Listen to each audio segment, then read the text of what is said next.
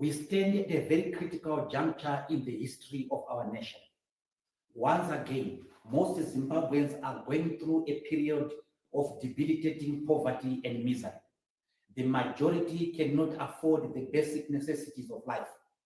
The already high levels of unemployment have been exacerbated by the impending closures of major companies.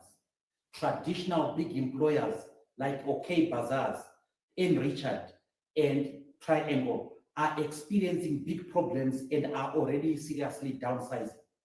Last year, 500,000 people could not go to school because their parents could not afford it. Unfortunately for this year, the statistic is even more ominous. Yet, Zimbabweans are watching day in, day out as their mineral wealth is being siphoned by foreigners with the help of the corrupt and wealthy locals to develop far-off lands. The situation in our hospitals remains dire and has been exacerbated by the decision of the United States government to withdraw its aid to Zimbabwe. The proliferation of the roadblocks in our country betray Zimbabwe as a country quickly sliding into a police state. Zimbabweans are among the most taxed people in the world. The lowest law is the taxation on goats, sheep, and cattle. This situation calls for all Zimbabweans across the political divide to work together for the survival of our nation. However, at the time that the Zimbabweans are looking forward up to their government to improve their lot and redress these insurmountable challenges, the government itself is preoccupied with attempts to amend the constitution and give both parliament and the president a third term. Zimbabweans have overwhelmingly rejected these amendments for the following reasons. A, there are clear signs that the proposed amendments are sliding the country into instability, anarchy, and chaos.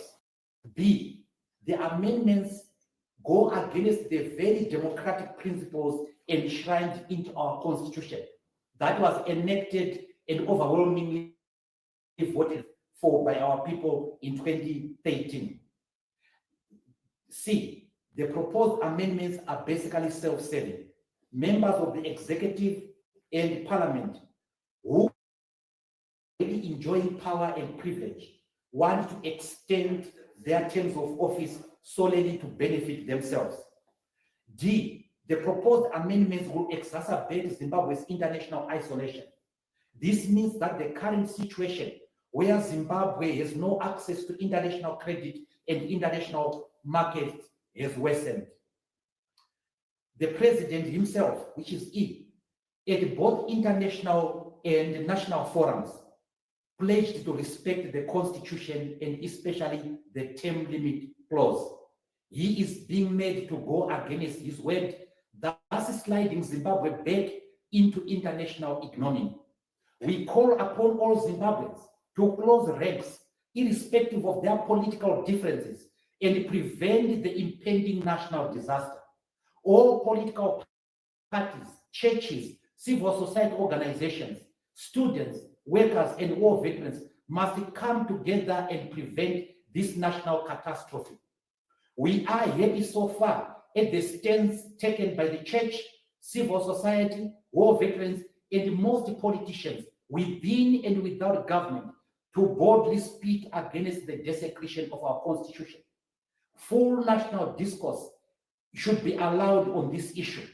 It is important that Zimbabweans who do not support this disastrous amendment should be allowed to speak to the nation in full freedom.